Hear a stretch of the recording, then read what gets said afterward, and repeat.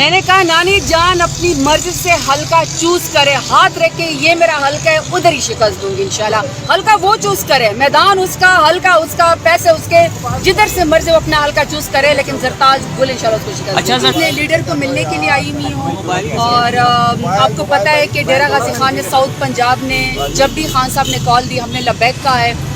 میدان میں ہم پہلے سے موجود ہے. جب جنرل الیکشن کا میدان ہوگا پورا پاکستان تو جیتے گا ہی جیتے گا. میں یہ گارنٹی دے رہی ہوں کہ انشاءاللہ ساؤتھ پنجاب لیڈ سے خان صاحب کا میدان مارے گا. تو آپ نے بہت دیر نہیں کر دی اپنے لیڈر کو دیکھنے میں, یہاں آنے میں؟ میں گراؤنڈ پہ ہوتی ہوں, اور میں گراؤنڈ کے اوپر ہوتی ہوں.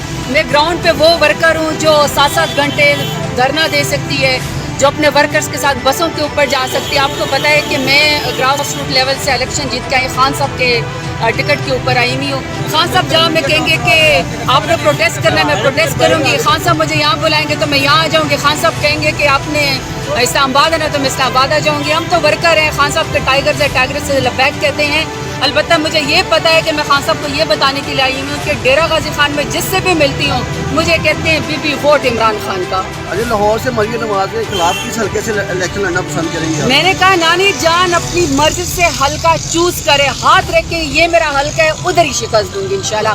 حلقہ وہ چوز کرے, میدان اس کا, حلقہ اس کا, پیسے اس کے, جدھر سے مرضی وہ اپنا حلقہ چوز کرے, لیکن زرتاج گل انشاءاللہ اس کو شکست. اچھا زرتاج صاحبہ, ویسے ابھی تک اعلان نہیں آیا. انہوں نے کہا تھا جی کہ میں مائنر سرجری کے لیے جا رہی ہوں, آپ کی کیا اطلاع ہے, وہ سرجری کیا تھی اور ہو گئی ہے؟ دیکھو ان لوگوں کو سائیکاٹرسٹ کی ضرورت ہے. مریم کو. جی جی, میں نے تو خان صاحب سے کہا تھا کہ آپ نے کارڈیالوجی ہاسپٹل بھی بنوا دی ہیں, آپ نے روڈز بھی بنوا دی, آپ نے وومن یونیورسٹی بھی بنوا دی ہے.